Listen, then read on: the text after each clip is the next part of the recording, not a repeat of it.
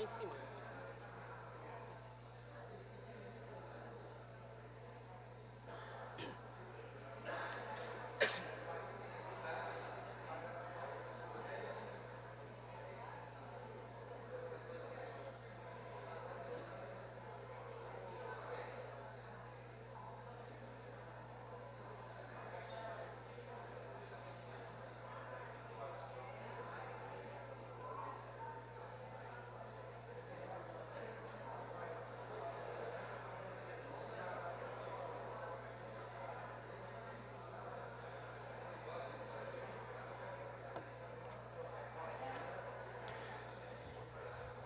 Senhoras e senhores,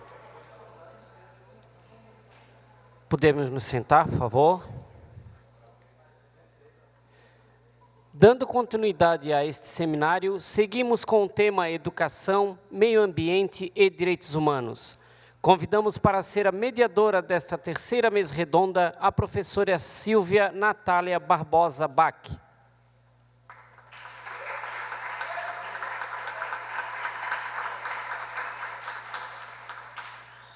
A professora Silvia é doutoranda no Programa de Pós-Graduação em Estudos Estratégicos Internacionais da Universidade Federal do Rio Grande do Sul, mestre em Relações Internacionais para o Mercosul pela Universidade do Sul de Santa Catarina, Unisul, bacharel em Ciências Econômicas pela Universidade Federal de Santa Catarina, UFSC, coordenadora e professora do Programa de Graduação em Relações Internacionais da Universidade do Sul de Santa Catarina, Unisul. Convido para fazerem parte desta mesa os senhores professor Javier Maidana, da Unisul,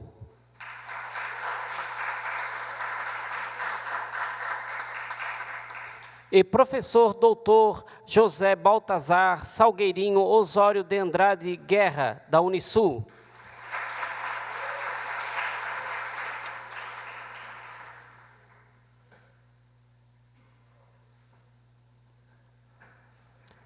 Com a palavra a professora Silvia Natália.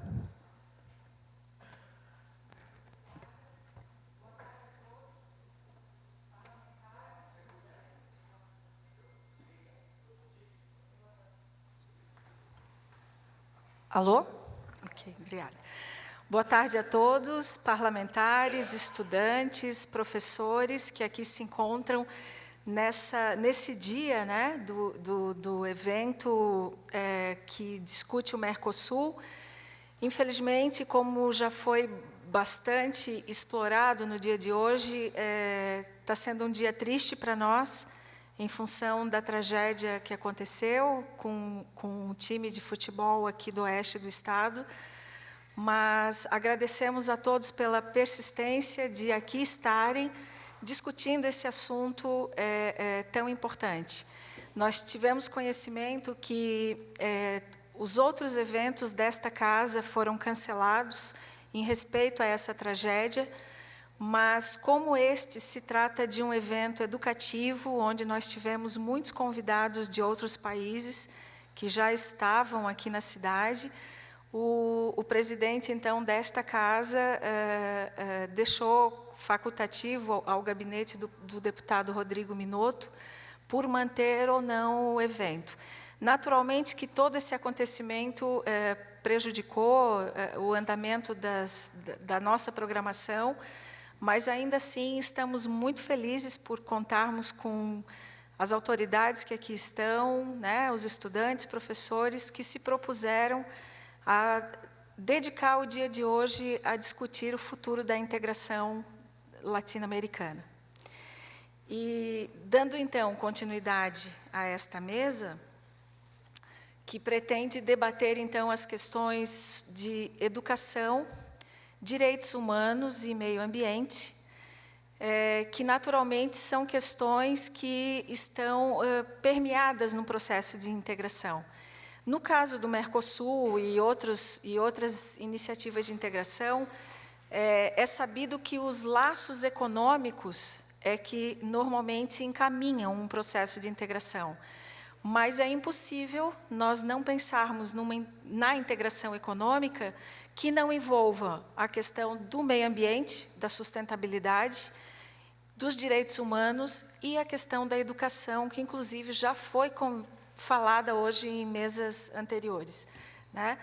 Estávamos comentando há pouco, né, na hora do café, que quando a gente pensa que o Mercosul busca atingir, né, as 4 liberdades fundamentais, que é a livre circulação de mercadorias, pessoas, serviços e capitais, nós pensamos, então, na livre circulação de pessoas, isso já pressupõe o respeito aos direitos humanos, né? Porque quando uma pessoa sai de um país e para outro buscando oportunidades de negócios, ou seja lá qual for o motivo, precisa ter seus direitos fundamentais respeitados, né? E então hoje a gente vai ter o prazer de ter o professor Javier, que eu vou apresentá-lo agora, e o professor Baltazar, para discutir essas questões então sobre meio ambiente, né, educação e direitos humanos num projeto de integração. O professor Javier, aqui à minha esquerda, Javier Maidana, é mestre em Direito e Relações Internacionais pelo Programa de Pós-Graduação em Direito da Universidade Federal de Santa Catarina, professor das disciplinas de Direito Internacional Público, Direito Internacional Humanitário e dos Refugiados, Proteção Internacional dos Direitos Humanos. Também é autor do livro Operações de Paz nas Nações Unidas, Atuação Eficaz ou Falácia? Reflexões acerca da sua institucionalização. Ok? Te dou a palavra, então, Javier. Vai apresentar também? Ah, sim. Nós fizemos aqui uma mudança de ordem. O professor Baltazar, que vou apresentá-lo agora, vai falar primeiro a respeito da questão de meio ambiente e sustentabilidade. O professor doutor José Baltazar Salgueirinho Osório de Andrade Guerra é doutor em Ciência Política e Relações Internacionais, professor permanente e pesquisador dos programas de pós-graduação e dos mestrados em Administração e em Ciências Ambientais da Universidade do Sul de Santa Catarina. Também é professor convidado... desculpa, professor. Basta isso? Diretor executivo junto à Unisul, de redes internacionais e de pesquisa, coordenador do projeto Gelari, Greens e Links. Ok, professor, o senhor tem em torno de 40 minutos, então. Microfone. O senhor prefere microfone?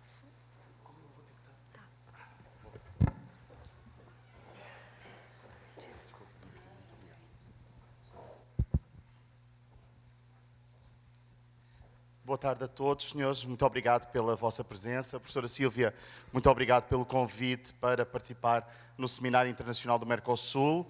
Saúdo os senhores representantes dos povos dos nossos países e todos os nossos académicos, todos os nossos professores, pesquisadores, o público em geral. Professora, eu vou como... saúdo também o professor Javier, meu colega neste nosso painel. Professor Javier, é um prazer estar com o senhor. Eu vou basicamente falar sobre uma das temáticas que nós pesquisamos no grupo de eficiência energética e sustentabilidade da Unisul, que são as questões associadas aos riscos globais e à sustentabilidade. Então, basicamente, os desafios que nós temos que enfrentar no século XXI e os desafios para construirmos, conforme a declaração final da Conferência das Nações Unidas sobre Desenvolvimento Sustentável mencionava, construímos o futuro que nós queremos. Então, basicamente, é isso que farei e basicamente partirei de uma premissa muito simples, que uma das formas para nós nos integrarmos na América Latina e, em particular, na América do Sul e no Mercosul, terá que passar por uma estratégia comum de desenvolvimento sustentável. Até porque nós não temos outra alternativa.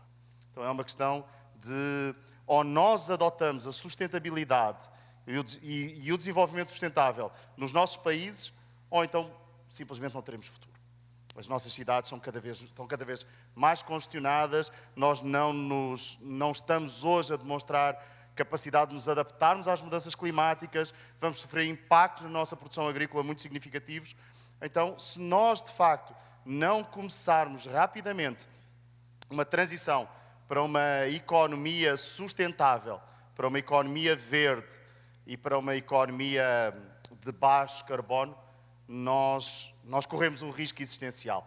E quem o diz não somos nós, somente no nosso grupo de pesquisa na Unisul, até porque somos pequenos demais, mas quem o diz são basicamente, enfim, grande parte, a esmagadora maioria dos cientistas que trabalham na área, quer da sustentabilidade, quer do clima, o painel intergovernamental de mudanças climáticas das Nações Unidas e basicamente todos os centros de sustentabilidade nas grandes universidades do mundo. Então, eu, com a sua autorização, vou começar a minha breve apresentação.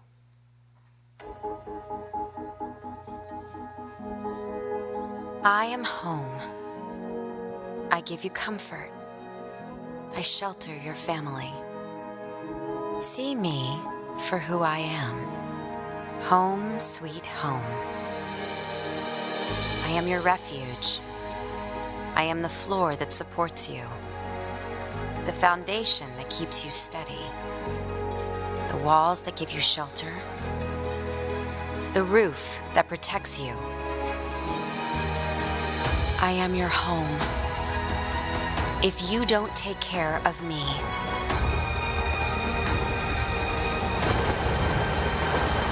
I cannot take care of you.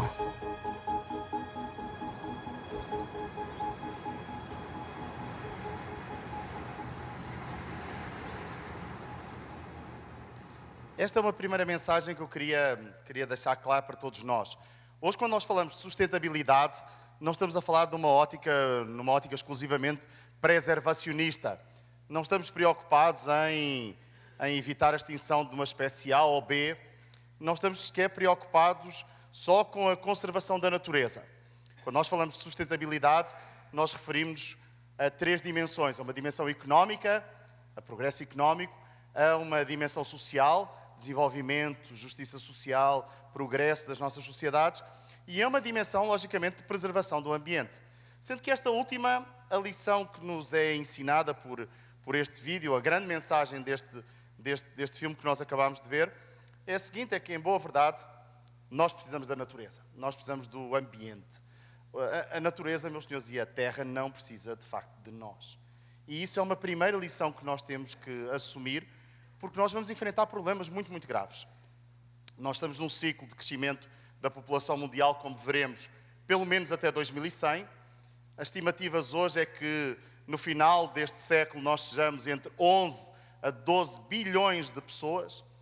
E em boa verdade, nós estamos muito próximos, nós estamos para além, como demonstraremos durante esta nossa apresentação, para além da capacidade do planeta de regenerar recursos. Isto é, nós estamos em dívida com o nosso sistema. Estamos em dívida com a Terra. Em boa verdade, consumimos muito mais do que aquilo que a natureza consegue, em boa verdade, regenerar, daquilo que nós conseguimos, daquilo que a natureza consegue renovar. E isso deixa-nos numa situação de bastante vulnerabilidade. Mas já falaremos sobre isso.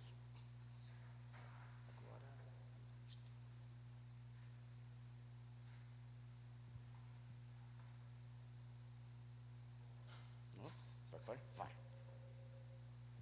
Agora já não fui eu. Muito bem. Então vamos a isto. Senhores, primeiro eu queria destacar o seguinte. Toda esta fala vai focar nos riscos globais e na sustentabilidade.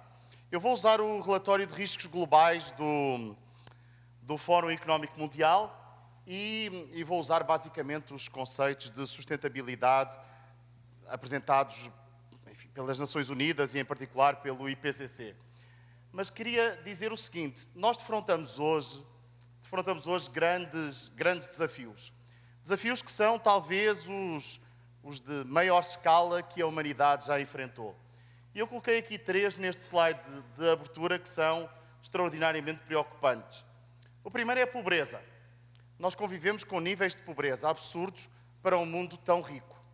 A boa verdade é assim, como é que nós num mundo de tão grande abundância, de desenvolvimento tão significativo, temos 700 milhões, 800 milhões de pobres? Como é que nós convivemos com níveis de pobreza nos nossos países, nos países desenvolvidos? Como é que nos Estados Unidos nós temos dezenas de milhões de pobres? Nós podemos dizer, bom, na América Latina nós somos países emergentes, nós estamos ainda a crescer, então é normal que nós ainda tenhamos bolsas de pobreza. Mas como é que nós temos tanta pobreza num mundo tão rico? E eu lembro-me de uma citação do presidente Nelson Mandela, em que ele dizia o seguinte: a pobreza não é um acidente. Tal como a escravidão e o apartheid, a pobreza é feita por nós, humanos, é causada por nós, e ela pode ser removida pela ação dos humanos. Então, meus senhores, eu não tenho dúvida nenhuma, nem eu, nem as Nações Unidas, em que combater a pobreza extrema e combater a fome é uma das prioridades que nós temos. Era uma das prioridades que nós tínhamos nas Millennium Development Goals, nas metas do milénio, e é uma prioridade nas metas globais, nas metas de desenvolvimento sustentável. Segundo, eu preocupo-me extraordinariamente, até porque sou professor universitário, com o desemprego. O desemprego que nós temos hoje é um desemprego estrutural e um desemprego de um tipo que nós não tínhamos há 10, 20, 30 anos atrás. Nós hoje vamos ter cada vez mais desemprego associado ao nosso progresso tecnológico, associado ao grande avanço das ciências, numa sociedade da inovação, da comunicação. E este desemprego, eu temo que não seja tão fácil de resolver como aquele que nós enfrentávamos no final do século e do milénio passado. Em boa verdade é assim, com o advento da sociedade da informação e da tecnologia e com o uso cada vez maior da robotização, nós vamos dispensar uma parte significativa da nossa população ativa. Uma parte da população ativa não mais vai precisar de trabalhar. Nós podemos estar assistindo, em grande parte, ao fim do emprego. E a questão é, o que é que nós vamos fazer? O que é que nós vamos fazer a uma parte substancial da população ativa que pode não ser mais necessária para trabalhar, que pode ser substituída por tecnologia, que pode ser substituída por robôs? Quando nós vemos as taxas de desemprego juvenil na Europa, as taxas de desemprego jovem na Europa, elas são extraordinariamente preocupantes e são um sinal. Nós temos taxas de desemprego hoje na Europa que são superiores a 30% na França, superiores a 40% em Portugal, 60% na Espanha, quase 70% na Grécia. São taxas de desemprego jovens muitíssimo preocupantes. E são um alarme de que alguma coisa está a mudar significativamente no mercado de trabalho e nós temos que estar atentos. Finalmente, nós vivemos num mundo onde a maioria da população já vive em cidades. E cada vez mais pessoas vão viver em cidades. E o nosso grande desafio é como é que nós vamos transformar as nossas cidades em cidades saudáveis e sustentáveis. Há pouco eu falava com uma professora do Chile. Santiago é uma cidade maravilhosa. Todos nós adoramos Santiago, tirando o facto de ser muito poluída, como são grande parte das nossas cidades. As nossas cidades, na sua maioria, têm uma qualidade do ar bastante má. São muito poluídas. Nós usamos muitos carros, poluímos muito. E por isso temos muitas alergias, sentimos mal. Como é que nós vamos viver num mundo, em 2050, onde se calhar vamos ter 7 bilhões de pessoas a viver em cidades? Como é que nós vamos criar cidades sustentáveis, cidades saudáveis? Esse é um grande desafio. E é um desafio particular para nós na América Latina. Alguns riscos que nós enfrentamos e que eu queria destacar brevemente, especialmente aqueles que têm a ver com o desemprego e o subemprego, que têm a ver com o risco de nós falharmos na adaptação às mudanças climáticas e o risco de nós enfrentarmos eventos climáticos extremos. Em boa verdade é assim, é como se todas estas coisas que são riscos se transformassem numa nova normalidade. Nós vamos viver num mundo onde vamos estar mais expostos àquilo que o Fórum Económico Mundial identifica como riscos globais. E vamos viver também num mundo de aceleradíssimas transformações tecnológicas. O que está a mudar o mundo são tendências que nós podemos identificar brevemente neste slide, como as impressoras 3D, como o Big Data, como a nanotecnologia, a robótica, e tudo isto vai, em boa verdade, mudar o nosso futuro. Nós vamos viver num mundo novo e esse mundo, mais uma vez, vai ser um mundo onde nós vamos ter uma esperança de vida muito maior, onde nós vamos ter uma economia cada vez mais digitalizada, onde nós vamos ter uma economia do compartilhamento cada vez mais presente nas nossas vidas, onde nós precisamos de reimaginar, reinventar as nossas organizações, mas também a educação, também o ensino e, em boa verdade, vamos ter que reinventar também as nossas instituições, inclusive as nossas instituições políticas. Nós vemos problemas na qualidade, entre aspas, da democracia nas economias mais maduras. Vemos fenómenos de populismo à esquerda, à direita. Vemos um nível de absentismo muito grande nas eleições na Europa, nos Estados Unidos, até no Brasil, professora. E isso tem que nos fazer a nós repensar como é que nós queremos redesenhar a arquitetura dos nossos sistemas políticos. Partidos políticos, governos, tudo isso vai, sem sombra de dúvida, ser questionado. E quando nós olhamos para o mundo, em particular para a América Latina, nós tínhamos em 2015, segundo o Fórum Económico Mundial, 3 grandes desafios. O primeiro desafio era o desafio da corrupção, enfrentar a corrupção. É um desafio enormíssimo, infelizmente não é um fenómeno que esteja restrito a uma região do mundo, é um dos desafios identificados pelo Fórum Económico Mundial para o nosso continente. Segundo, educação e desenvolvimento de capacidades, de talentos, de competências. E terceiro, as questões associadas à desigualdade nos nossos países. Estes eram, em 2015, e salvo erro, não se alteraram em 2016, os desafios que nós tínhamos que enfrentar, segundo o Fórum Económico Mundial, na América Latina.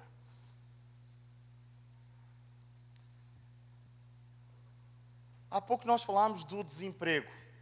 E quando nós olhamos para as taxas de desemprego, se nós olharmos para este quadro da OCDE, da Organização para a Cooperação e Desenvolvimento Económico, nós vemos que nós estamos com taxas de desemprego que, em média, devem estar na casa dos 8%, 9%. Basicamente, são praticamente o dobro das taxas que os economistas no século XX considerariam como as taxas naturais e sustentáveis de desemprego. Então, é assim, claramente o desemprego é um problema sério, o desemprego num todo. Mas se este gráfico já é preocupante, este é muito mais preocupante. Porque este basicamente apresenta-nos as taxas de desemprego jovem na União Europeia.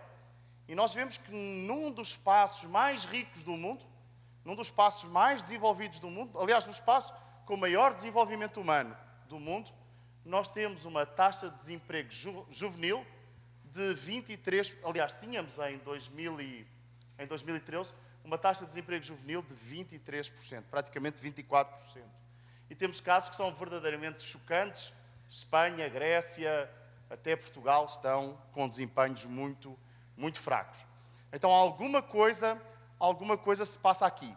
Em boa verdade, este quadro aqui levou a uma expressão, que é a expressão da geração perdida, a lost generation.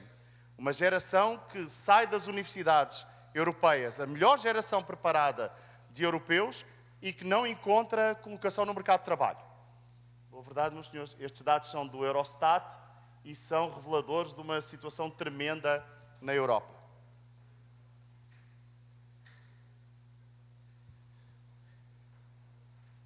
E além de nós estarmos num momento em que enfrentamos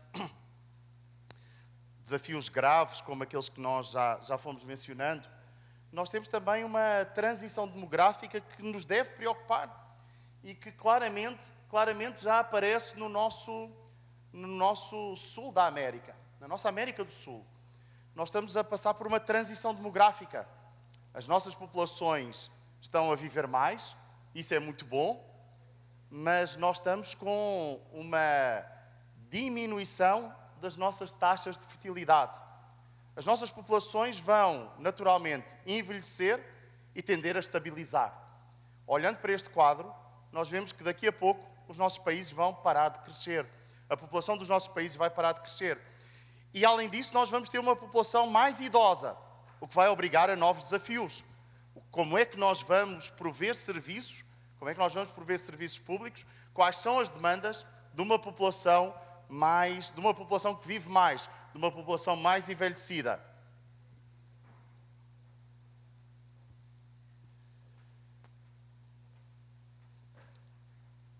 E outro desafio é, se nós vamos ter nos países ricos, nos países mais desenvolvidos e até nos países emergentes, uma estabilização e até uma diminuição da população, quando nós olhamos para o mundo como um todo, nós vamos continuar a ter um crescimento da população e um crescimento muito significativo.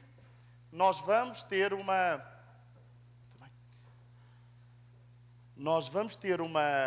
população que vai crescer e que provavelmente em 2050 vai chegar aos 9 ou 10 bilhões de habitantes. E neste contexto, com 9 ou 10 bilhões de habitantes, nós temos vários desafios que têm a ver com os nossos recursos. Um primeiro desafio tem a ver com a necessidade que nós vamos ter de aumentar a produção. Há pouco alguém falava sobre o crescimento da população da produção de alimentos. Nós vamos ter que aumentar significativamente a produção de alimentos para fazer face ao crescimento da população. Nós vamos ter que aumentar a produção de água, vamos ter que aumentar a produção de energia. Então, quando nós olhamos para estes três recursos, água, alimentos e energia, nós vamos ter uma grande pressão para aumentar a produção destes recursos. Recursos que são complementares entre si, mas que também são concorrentes. Para produzir mais alimentos, eu demando mais energia e mais água.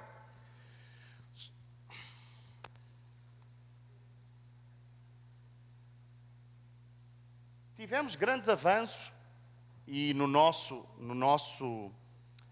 subcontinente tivemos avanços significativos no combate à pobreza extrema e à fome. Nós vemos grandes avanços, embora tenhamos ainda um progresso para ser feito em países como na Bolívia, mas nós vemos grandes avanços no nosso continente. Há que continuar, tal como indicaram as Nações Unidas nas metas globais, a combater a fome e a pobreza extrema. E agora vêm os desafios associados à sustentabilidade. Nós temos hoje dados que claramente demonstram como o nosso modo de produção, como a nossa forma de produzir se tem demonstrado extraordinariamente danosa para o meio ambiente e comprometedora das gerações futuras. Por isso, nós temos um grande desafio de fazer a transição desta economia baseada em combustíveis fósseis, desta economia baseada nos hidrocarbonetos, para uma economia com uma presença cada vez maior das energias renováveis e das energias sustentáveis e limpas. E, em boa verdade, são absolutamente claros os sinais daquilo a que nós designamos como o aquecimento global. Nós tivemos um aumento muito significativo das temperaturas no nosso planeta.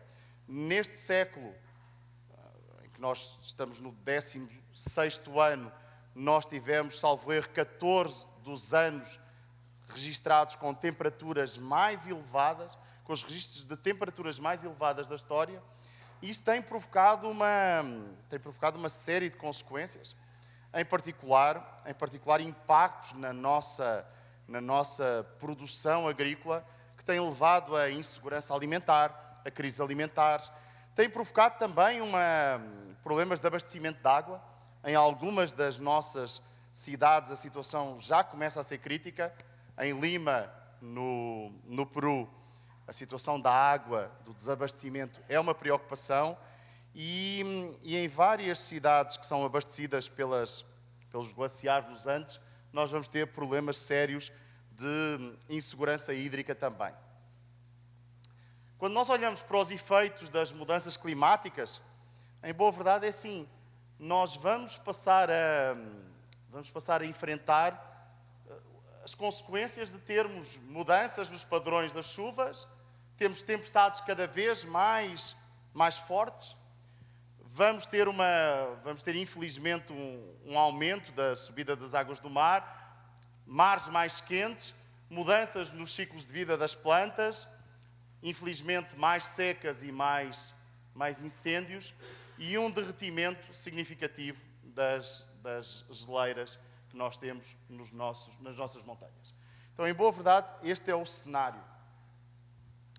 Uma das coisas que nós temos estudado no nosso Centro de Pesquisa em Sustentabilidade tem sido como encontrar uma forma de gerir os 3 recursos, água, energia e alimentos, mais uma vez, promovendo sustentabilidade, enfrentando as mudanças climáticas e respondendo ao crescimento da população. Em boa verdade, nós temos trabalhado naquilo que chamamos o nexo entre água, alimentos e energia no contexto das mudanças climáticas. Estes parecem-nos ser os 3 recursos chaves para nós, enfim, em boa verdade, conseguimos prover as demandas das nossas sociedades. E este quadro, que foi publicado no Huffington Post, é muito, muito curioso, porque basicamente demonstra o quão insustentáveis nós hoje somos. Em 1971, nós consumíamos recursos que, em boa verdade, eram praticamente eles todos renováveis. Em boa verdade, nós esgotávamos os recursos renováveis do planeta em 24 de dezembro. Ficávamos a dever à Mãe Natureza 7 dias. Em 2016, no dia 8 de agosto, nós esgotámos todos os recursos renováveis. Quer dizer que setembro, outubro, novembro, dezembro, e parte de agosto, foram meses em que nós consumimos muito mais do que aquilo que a natureza consegue, em boa verdade, renovar. E nós olhamos para este quadro e vemos, se nós fôssemos australianos, e nada contra os australianos, se nós fôssemos australianos, nós precisaríamos de mais de 5 mundos. Nós, brasileiros, precisamos de 1,8 mundos. E, em boa verdade, vemos como praticamente todas as nações consomem muito mais do que aquilo que a natureza é capaz de sustentar. Tirando a Índia, e o caso indiano é um caso, enfim, que nos parece positivo, mas pelas piores razões, porque, em boa verdade, a pobreza na Índia é um flagelo de dimensões gigantescas. Há mais pobres na Índia do que em toda a África subsaariana. E nós olhamos para ali e vemos quantos países nós necessitaríamos para responder às demandas dos cidadãos e vemos como praticamente todos também necessitamos de muito mais espaço e muito mais recursos do que aqueles que na realidade temos.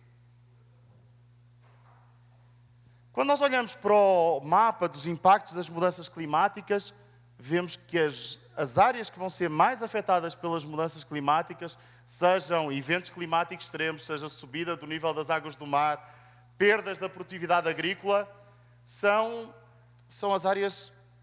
das áreas mais pobres do mundo. O continente africano vai ser extraordinariamente afetado pelas mudanças climáticas, mas infelizmente nós, na América do Sul, também não estamos imunes a essas mudanças. Então, em boa verdade, é assim, a nossa vulnerabilidade também é significativa.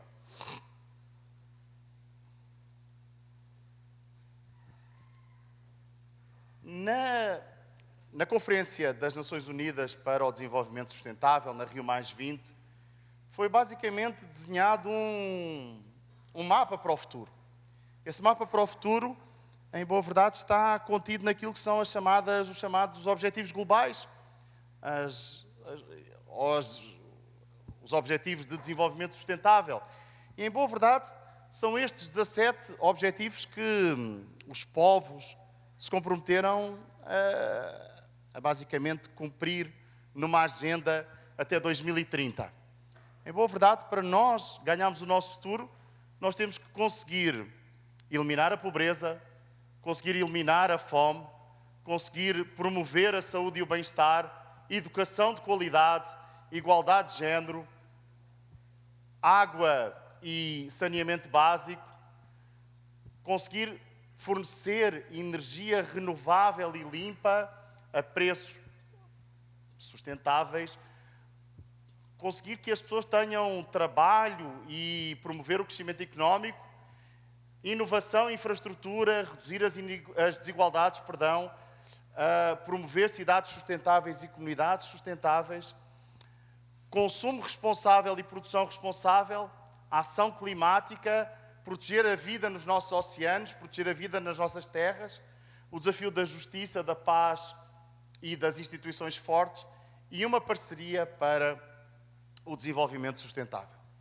Senhores, aqui é absolutamente fundamental o papel de três agentes. Aqui é absolutamente fundamental o papel das universidades, o papel da indústria, das corporações e o papel dos decisores políticos, dos governos.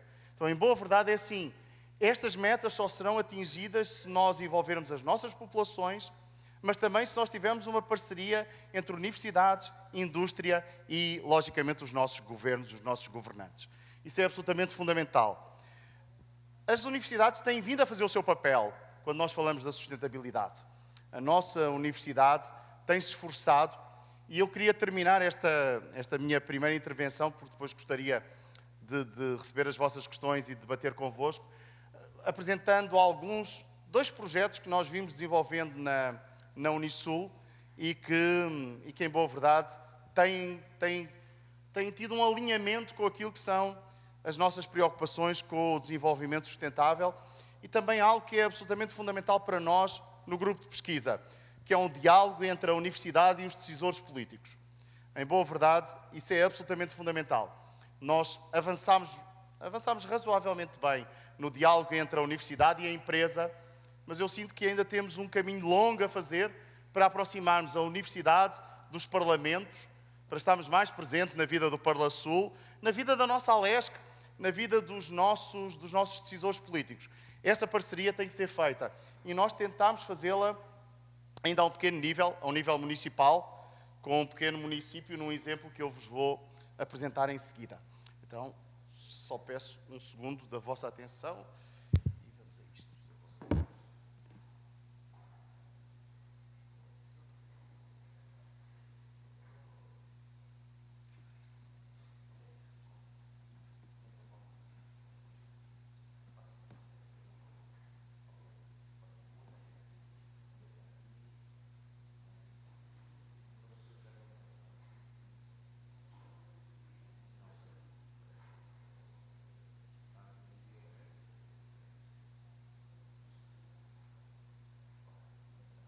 A ideia foi desenvolver um projeto de eficiência energética que promovesse a geração de energia solar na escola estadual.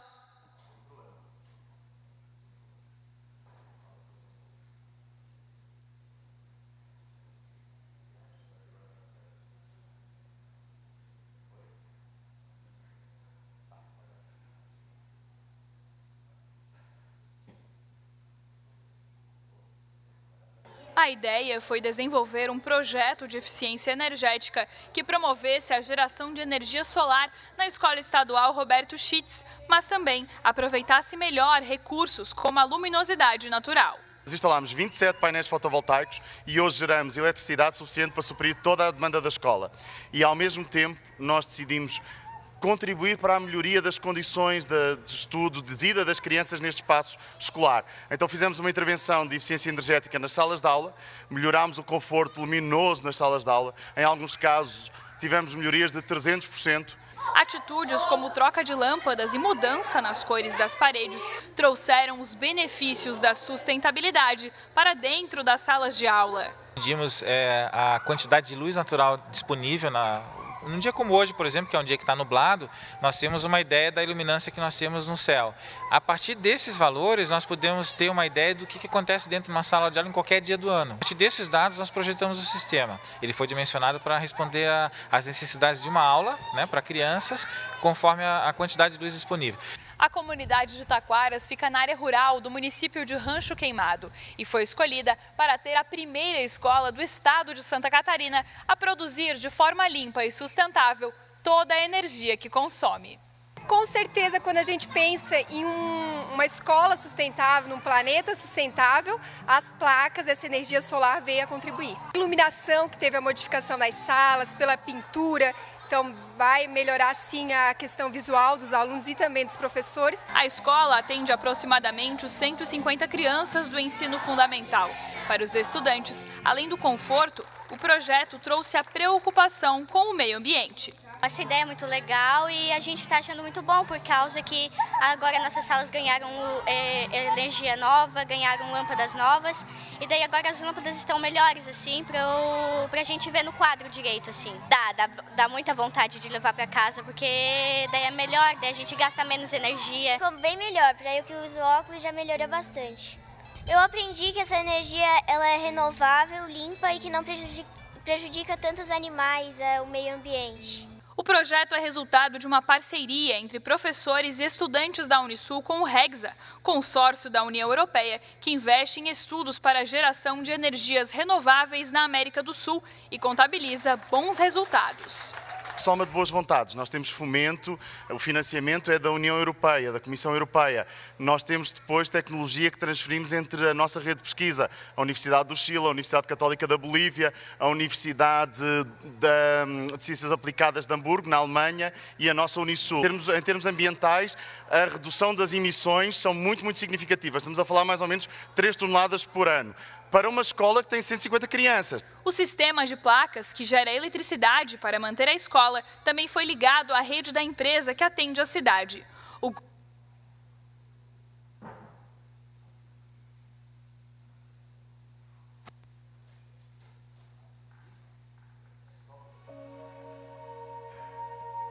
Nós escolhemos a escola Roberto Schitz, em Taquaras, no Rancho Queimado, exatamente para não só termos uma escola onde pudéssemos contribuir na geração de eletricidade através de fontes renováveis, mas também onde pudéssemos melhorar o conforto das crianças e envolver a comunidade neste projeto. E a ideia inicial nossa era fazermos o quê? Uma micro-PCH. Olha, uma micro-PCH acabaria intervindo, né, impactando todo o meio ambiente aqui da região. Por isso acabamos optando para fazer um sistema de energia renovável, aplicando então a utilização de fotovoltaicas. Então a gente começou fazendo uma pesquisa, na verdade, para ver a demanda, o que as pessoas precisavam, o que precisava ser implantado para poder melhorar a condição da escola. Depois que a gente aplicou as placas solares, a gente percebeu que as crianças se motivaram muito, elas começaram a pressionar seus pais a começarem com ideias mais sustentáveis, e os pais pressionavam os tomadores de decisão, que representavam o governo, os professores pressionavam os pais e alunos. Então, tu percebia que essa interconectividade começou a fazer muito sentido, começou a trazer muitos benefícios para a comunidade em geral. A escola hoje tem a capacidade para gerar mais energia do que aquela que consome. Hoje a escola tem uma autonomia em termos de consumo energético verdadeiramente extraordinária. E uma solução muito simples. Nós estamos a falar de instalação de menos de 30 painéis fotovoltaicos que suprem hoje as demandas de eletricidade de uma escola frequentada por praticamente 200 crianças. As pessoas, elas não compraram placas para suas casas ainda porque não é algo fácil, não é algo barato, principalmente numa cidade que não é tão grande como aqui, mas elas começaram a mudar suas atitudes. A escola, em geral, começou a trazer meios para que as pessoas começassem a mudar. A questão de cuidar do lixo, a questão de cuidar da água, a questão de cuidar do meio ambiente em geral. Além do desenvolvimento tecnológico industrial, ou seja, da nacionalização do produto placa fotovoltaica, eu acho que o Brasil tem que também priorizar o estudo envolvendo a parte de desenvolvimento dos projetos de engenharia e arquitetura, com projetos que antes de serem lançados, já possibilitem a adoção desse sistema de energias renováveis.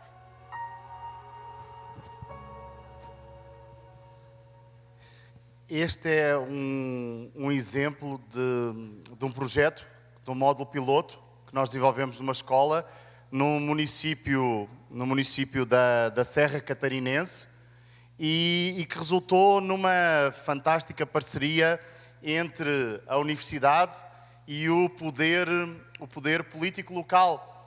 Em boa verdade, foi envolvida toda a comunidade, foram envolvidos os alunos, as famílias, o prefeito, a Câmara de Vereadores e a universidade. E um projeto muito simples, mas que deu certo exatamente por essa parceria e por essa abordagem, entre aspas, multi-stakeholder, porque nós temos envolvido todas as partes interessadas no projeto. Há um espaço muito grande, a meu ver, na América do Sul para a integração, se nós focarmos nas questões da sustentabilidade, do desenvolvimento sustentável e da educação. Então nós podemos de facto ser pioneiros nessa área. Podemos ser novamente um mundo novo que ajuda a criar um novo mundo. Um mundo mais sustentável, mais humano, mais justo e mais fraterno. Muito obrigado.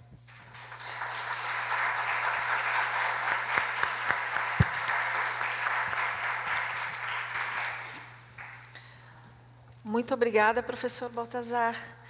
Eu acho que essa última fala, né, do professor Baltazar ilustra também o momento desse evento, né? Uma parceria entre a universidade, a Assembleia Legislativa, onde convidou a sociedade civil para discutir conjuntamente a questão da integração.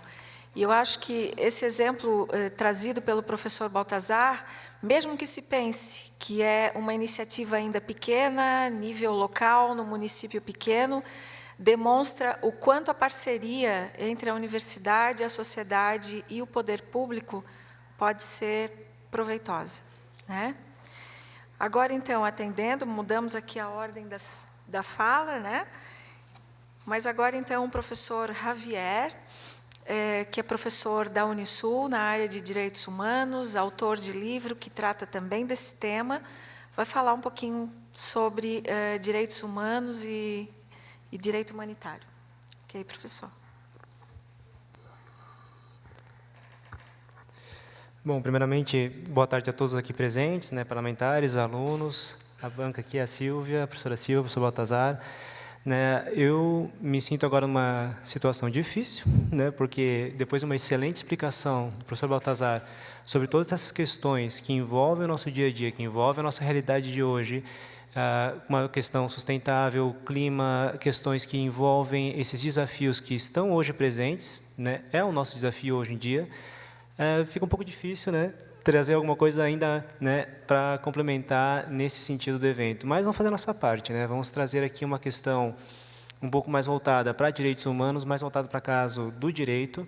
E, na verdade, considero isso, serei breve, na verdade, e tentarei fazer mais uma conversa, né, explicando algumas situações que a gente observa na questão do direito internacional, nos direitos humanos, tanto em âmbito que a gente observa local, chegando, né, a um macro espectro que seria essa questão de direitos humanos internacional. Focando um pouco mais aqui na questão do Mercosul, digamos assim, nós não temos ainda um documento, um tratado internacional específico falando sobre questões de direitos humanos para os países aqui do Mercosul. Como a professora Silvia falou no início, né, nós temos um viés muito mais econômico, porém, já estamos andando para alguma coisa, a exemplo da União Europeia, no processo de integração, trazendo essa circulação de pessoas. E se você fala pessoas, você fala de indivíduos, você fala de dignidade da pessoa humana, você fala de direitos humanos. Então, isso pode vir trazer, né, outras situações que talvez, digamos assim, legalmente falando, nós não estamos ainda preparados para toda essa situação. O que nós temos ainda aqui na questão mais regional nossa seria mais o próprio trabalho, a própria legislação, digamos assim, normativas dos próprios estados aplicadas cada qual no seu território. Né? Então, cada estado tem a sua legislação interna, cada estado tem a sua forma de tratar. Aqui no Mercosul, até onde me chega a informação, não temos muitas muitos problemas com relação a secções assim um pouco mais graves, como a gente vê em outras situações do globo, mas a gente ainda não tem uma questão no Mercosul em específico, questão de direitos humanos como um foco. E isso vai um pouco de encontro ao movimento que a gente vem observando desde a época, né, final da Segunda Guerra Mundial, desde 45, onde a gente começa a trazer o tema direitos humanos para a área internacional. Isso, né, não preciso nem dizer o porquê que a gente traz isso para a área internacional. O Holocausto, né, as questões graves que aconteceram durante o período da Segunda Guerra Mundial, dá um choque à comunidade internacional, estados e tudo mais, e a gente desperta, olha, não dá mais para deixar na mão do Estado apenas essa questão de direitos humanos. É necessário mecanismos, inclusive internacionais, serem desenvolvidos para a gente poder cuidar, dar um direcionamento, fazer uma interpretação correta, proteger devidamente a dignidade da pessoa humana no âmbito internacional, inclusive guiando estados a como aplicá-lo no âmbito nacional. E aí vem por vários instrumentos. No nosso caso, aqui sempre me focando um pouco mais na questão jurídica, né, propriamente dita, nós temos assim desenvolvido a partir desse momento sistemas de proteção de direitos humanos. Sistemas regionais de proteção, sistemas globais de proteção. Né? Os regionais a gente pode mencionar aqui, aqueles que, para nós, já é um pouco mais conhecido, da questão da Corte Interamericana de Direitos Humanos. Né? Volta e meia nós temos notícias sobre isso, nós temos decisões que envolvem o Brasil em específico.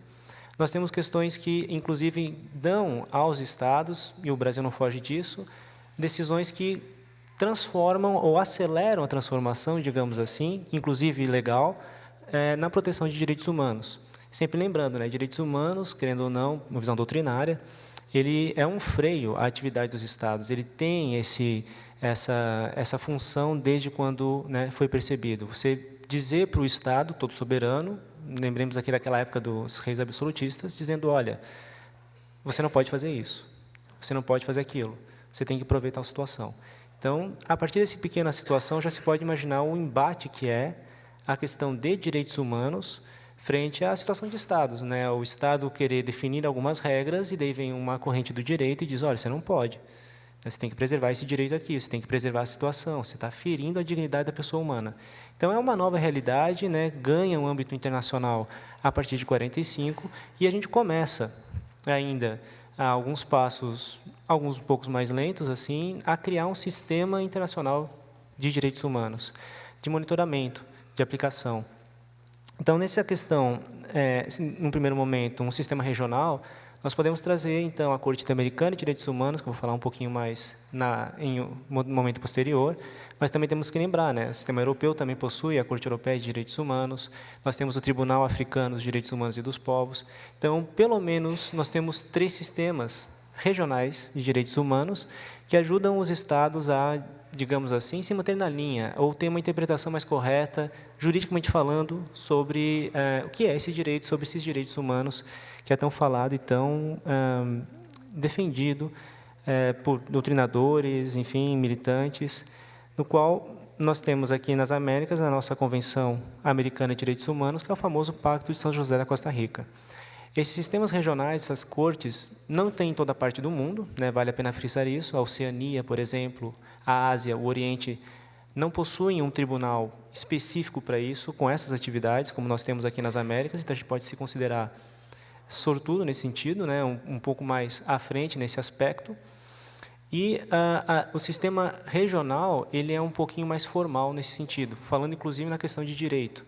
Porque nós temos, para os estados que reconhecem a Corte Interamericana, para os estados que aceitam a sua jurisdição, a obrigatoriedade, a observação das suas sentenças como obrigatória ao Estado. O Estado realmente tem que observar o que a Corte falou, aplicar e esforçar-se para que a sentença seja efetivada dentro do seu território, mas nem todos os estados reconhecem a Corte Interamericana.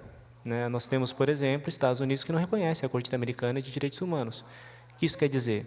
Para ele, a Corte não existe, certo? Ainda que seja um órgão que faça parte do sistema da Organização dos Estados Americanos. Bom, dito isso também, vale mencionar a questão de um sistema global.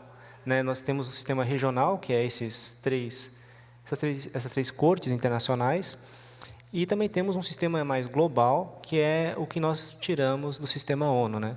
Muitas das informações até que o professor Baltazar trouxe aqui, esses estudos, essas situações, a gente pode depender desses órgãos, né, de controle global de direitos humanos.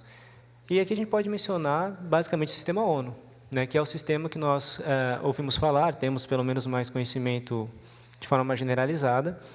E o sistema ONU ele tem, dentro de outras funções que a ONU realiza em plano internacional, a questão de ajudar na promoção dos direitos humanos.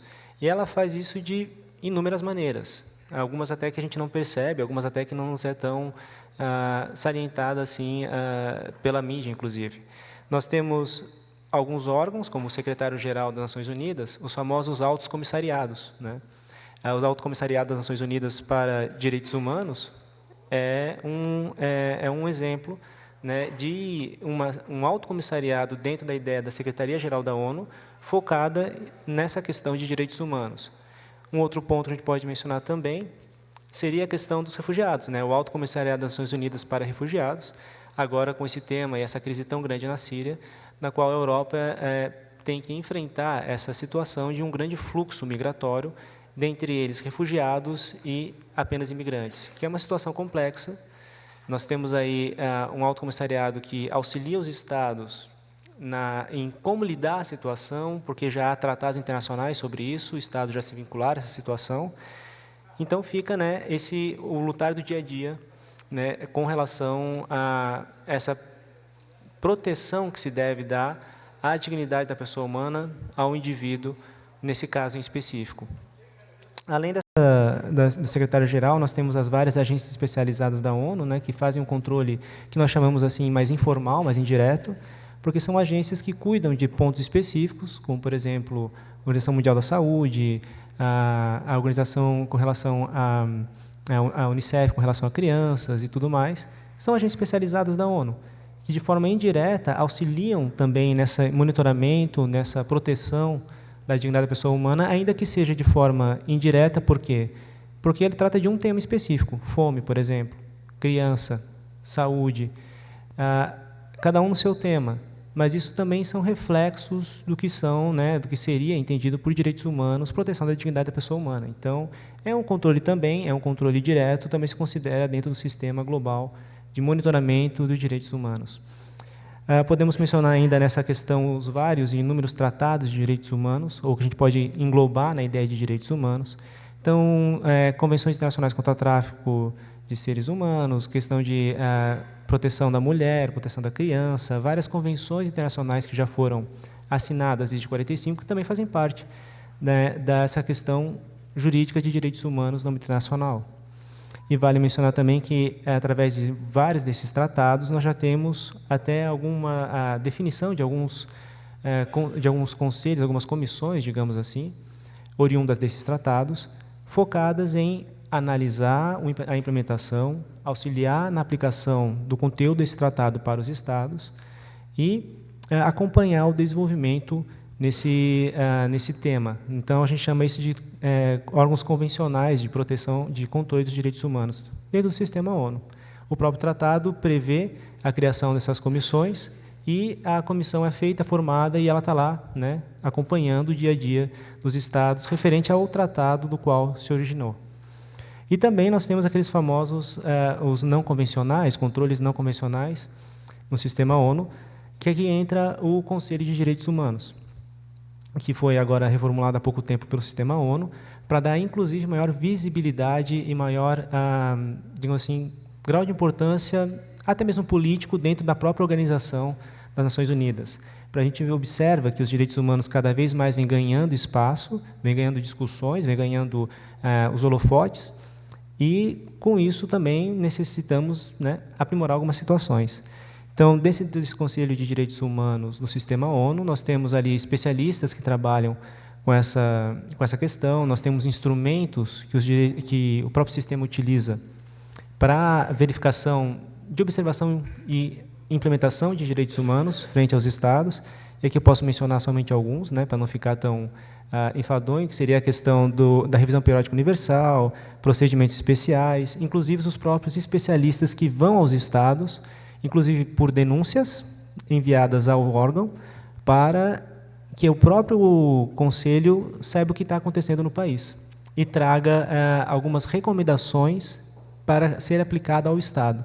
Então, é interessante que nós tenhamos hoje, o Brasil, inclusive, já foi visitado algumas vezes, em alguns temas, como a questão carcerária, principalmente, a questão de tortura nesses presídios, tudo graças a denúncias internacionais, a denúncias de órgãos, né, brasileiros, enfim, né, indivíduos, população, digamos assim, que envia a denúncia para o órgão de monitoramento do Sistema das Nações Unidas. O Sistema das Nações Unidas entende a situação, escolhe um especialista e manda para o país para verificar se realmente as denúncias são verdadeiras ou não, o que se pode fazer, recomendações para que o sistema melhore, etc. E aqui eu trago 2 exemplos rápidos de especialistas que foram no país, para que vocês vejam assim, direitos humanos é um tema difícil, né, na minha opinião. Difícil em que sentido? Na implementação em si, porque quando você começa a estudar um pouco mais sobre o que é direitos humanos, dimensões de direitos humanos, a proposta dele, as obrigações que os Estados acabam adquirindo quando assumem tratados de direitos humanos, quando você vai para a parte prática, você vê que tem algumas dificuldades, e bem grandes. E todo país do mundo tem, né? Todo país do mundo tem algum grau, em alguma área, uma violação de direitos humanos a ser melhorada. E como os países são soberanos, né, no direito internacional, cada um tomou uma certa reação com relação a esses relatórios, a essas visitas, a essas recomendações do sistema global. Podemos mencionar, por exemplo, um fator que, a meu ver, foi bem positivo, de 2006, no qual nós tivemos a Costa do Marfim, em que ela recebeu um especialista devido ao conflito interno. Ela recebeu um especialista enviado da ONU com relação a pessoas deslocadas internas, que é como se fossem a população local que foge da sua cidade, da sua região, para outra região do país. Seria como se fossem refugiados, só que eles não atravessam fronteiras. Então, imaginem, por exemplo, sei lá, que acontecesse algum conflito no sul do país, no sul do Brasil, e toda a população, ou grande parte da população dos 3 estados, corresse, sei lá, para São Paulo. Isso dá um impacto no Estado, no dia a dia do Estado, que é absurdo, né? É uma coisa assim de uma hora para outra. Então, esses são chamados de deslocados internos, quando esse grupo populacional, de uma hora para outra, vai para uma outra região do país. E quando nós tivemos esse conflito na Costa do Marfim, já estava começando ali o processo de acordo de paz e tudo mais, um especialista da ONU, voltando ao tema de deslocados internos, sugeriu algumas medidas ao Estado, às partes ali, né, a serem tomadas, porque o processo de paz se daria, mas se não levasse em consideração essa massa populacional que era deslocada por causa dos conflitos, se não desse uma atenção de como cuidar dessa população, teria problema depois. E, né, de bom grado, os próprios representantes e os que estavam participando desse processo dentro da Costa do Marfim acataram as recomendações, e aqui sempre falo recomendações porque é opcional ao Estado, por mais que seja a ONU falando, essas recomendações dadas aos representantes, e adotaram alguns pontos relacionados ao Acordo de Paz assinado em 2007, quando eles tiveram o fim dos conflitos, e botaram esse ponto lá para cuidar dos deslocados internos. Então, foi algo positivo nesse aspecto. Ou podemos ter reações diferentes, como, por exemplo, o representante da ONU, que foi a Coreia do Norte, analisar as situações da população lá dentro, e ele fez um relatório falando das violações, da questão de tortura ainda à população, da questão de opressão à população local. Como resultado, a Coreia do Norte jamais deixou nenhum outro especialista entrar no país. Ok, escolha sua, né? Então, tem reações e reações entre Estados, né, soberanos, e não é um tema fácil lidar com direitos humanos, mesmo sendo pelo sistema ONU. E como eu falei para vocês, o sistema ONU é um mecanismo mais informal, ele, na verdade, faz recomendações ao Estado, então, em última análise, o Estado fica a critério dele se vai adotar ou não, se vai tomar medidas ou não, e é o que nós temos assim, de um sistema global, que a gente pode falar de direitos humanos. Aí a gente pode voltar para o sistema regional, e aqui eu fico mais específico à Corte Interamericana, que é o que nos compete, né? O Brasil já reconheceu a competência da Corte, o Brasil já, né, aceita a jurisdição da própria Corte Interamericana. Como vocês bem sabem, o Brasil ele tem essa questão de primar pelas instituições internacionais no seu posicionamento internacional. E, então fica, né, essa possibilidade para indivíduos brasileiros que tenham seus direitos humanos violados, inclusive, né, pelo Estado, se não conseguir digamos assim, o suprimento desse direito violado pelo âmbito nacional, pode, preenchendo alguns requisitos, não é sempre, não é de primeira, pode sim chegar a enviar o caso para análise da Corte Interamericana de Direitos Humanos. E o Brasil já tem inúmeros casos, né, que foram levados para a própria Corte. O Brasil ele